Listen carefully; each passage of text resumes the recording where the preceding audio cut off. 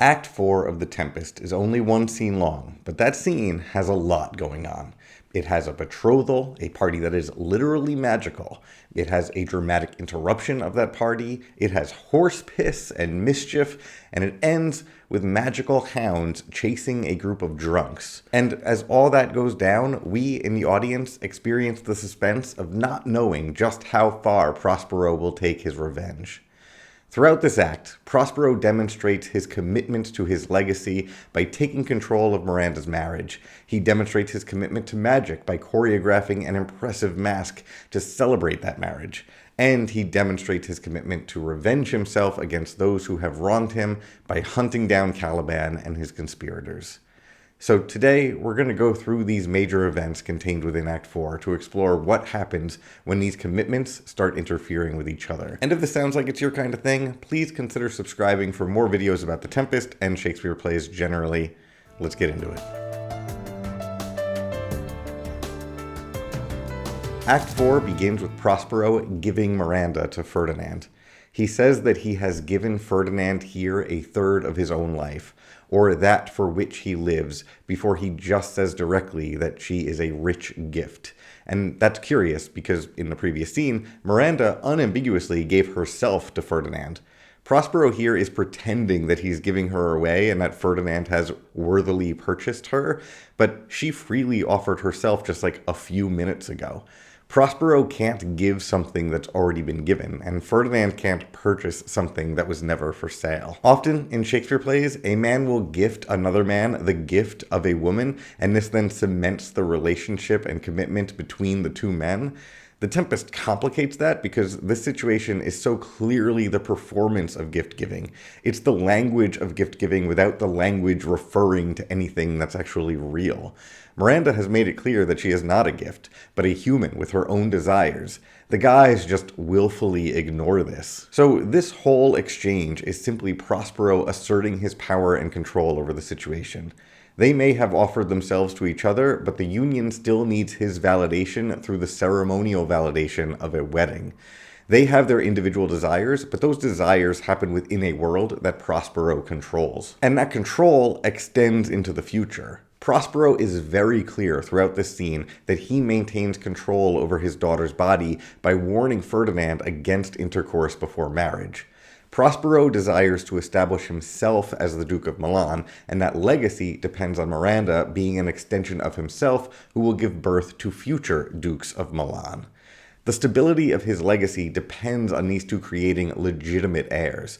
They have to be committed to each other. And so we get a magical theatrical production, a masque, that stresses the importance of fertility without lust. Ceres, a goddess of agriculture, is there, but not Venus or Cupid. In addition to that replacement, Juno oversees the marriage rather than Hymen. So we get a ceremony that emphasizes fertility and royal power and de-emphasizes desire and love. The commitment of marriage that they're making to each other in this ceremony is a commitment to Prospero's legacy. To that end, Prospero makes sure that Ferdinand knows that this show is entirely under his control. Spirits which by mine art I have from their confines called to enact my present fancies. So these replacements, Ceres and Juno instead of Venus and Hymen, are Prospero's decisions. This show represents his vision for the future and their marriage. It also shows Ferdinand just how powerful his father-in-law is. And Ferdinand is entranced by this show of magic. He says, "Let me live here ever," and says that the island is a paradise. It's at this point that I realize Ferdinand makes a lot of sense as Prospero's choice of a husband for his daughter. Ferdinand and Prospero can both be completely mesmerized by magic and implicitly the wonders of human knowledge. This is ultimately the reason Prospero lost his position as duke in the first place. He became too entranced with his books and the practice of his magic. Ferdinand must remind Prospero a lot of himself in this scene. Shortly after this exchange, Iris calls in some nymphs who take the form of a sunburned sickleman and some reapers. In other words, some field laborers. And the sight of these workers seems to wake Prospero up. Prospero was enjoying the show, but this scene sparks his memory that there are people on the island who want to overthrow him and kill him. I had forgot that foul conspiracy of the beast Caliban and his confederates against my life, he yells. And this snaps the spell of the play and changes the tone of the scene dramatically. And I think that this is notable for a couple reasons. First, this shows that Prospero has indeed evolved on this island. He lost his position as Duke of Milan when he avoided his duties as a leader in order to pursue his magic. Here, he comes very close to repeating that same mistake. He almost becomes so engrossed in his magic that Caliban and his friends could usurp his position on the island, just as his brother usurped him 12 years earlier. This time, however, Prospero wakes up. Prospero has changed. Second, the fact that the entrance of the sunburned Sickleman is the provocation that sparks his memory of Caliban feels narratively cohesive. Prospero's prejudice against the working class is unambiguous during this play. His power is dependent on a hierarchy that places him in a position of power over a subordinate working class. To maintain this position requires him to maintain a firm distinction between his family and those workers. He and Caliban supported each other until Caliban's bloodline threatened to mix with his own through Miranda. So the presence of these workers at the wedding between his daughter and the future king of Naples inspires those same classist concerns. The appearance of a worker reminds him that workers are threatening to his position. Positions like Duke and narratives about royal bloodlines are fictions that people impose on the world, and Prospero's power derives from these kinds of stories. He has to be committed to the fiction that some people are born subordinate to others in order to justify his position sitting above them.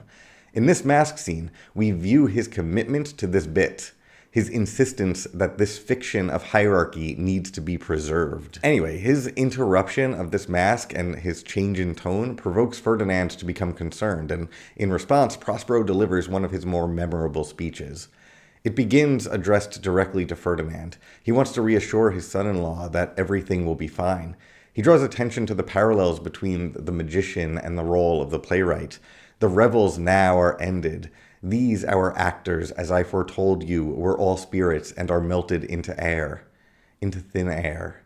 Perhaps Prospero is making sure that Ferdinand doesn't get too obsessed with this kind of thing and make the same mistake he did as a young ruler. But also, I'm always struck by that modification at the end of that line. Melted into air, into thin air. It would almost force any actor playing this role to stare out into space as they deliver that line, into thin air.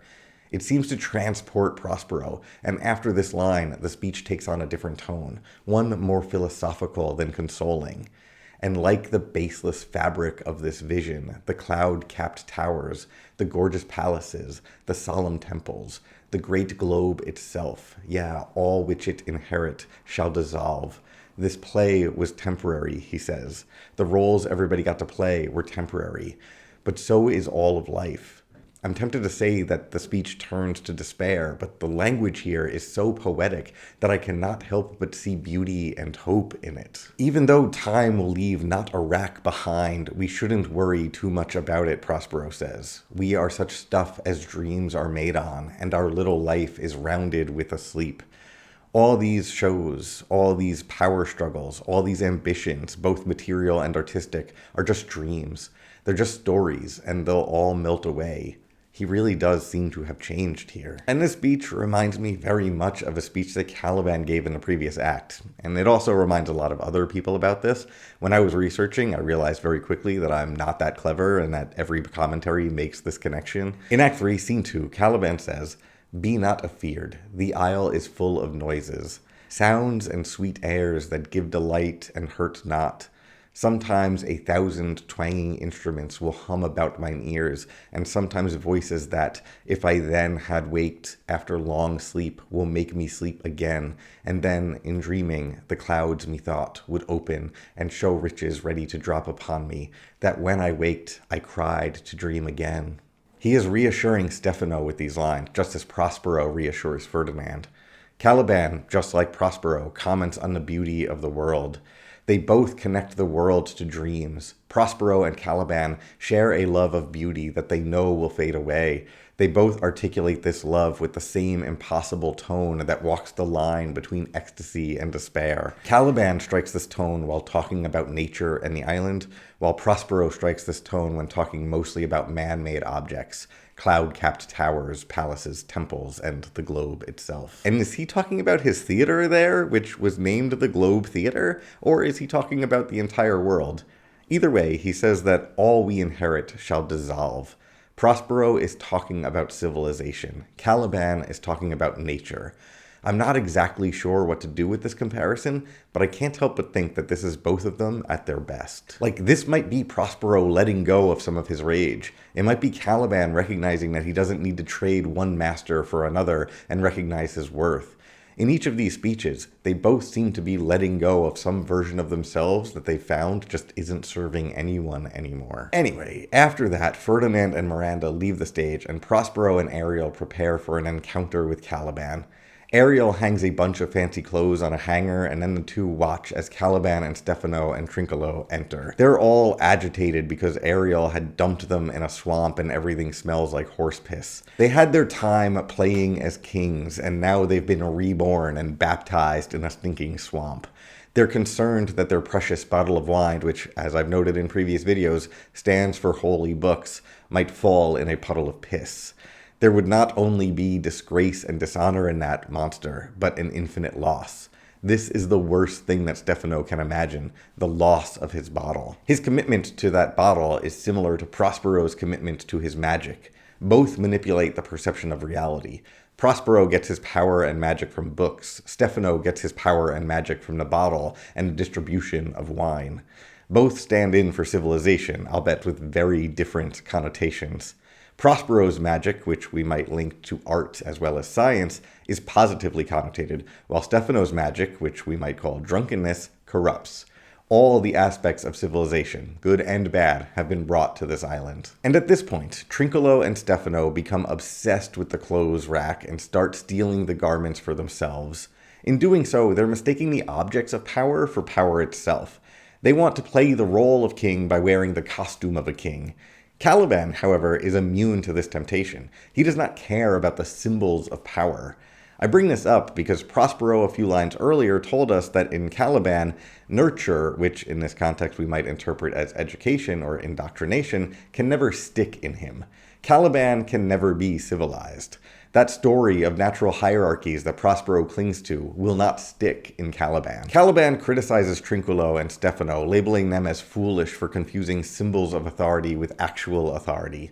In this scene, Caliban's immunity to cultural influence, his resistance to civilization, shields him from attaching significance to symbolic representations of power. Consequently, he emerges as the most level-headed among his group in this scene, emphasizing action and urging them to prioritize killing Prospero over acquiring these hollow symbols of authority. His indifference towards object deemed important by civilization underscores his commitment to genuine leadership on the island, valuing substance over symbolic gestures.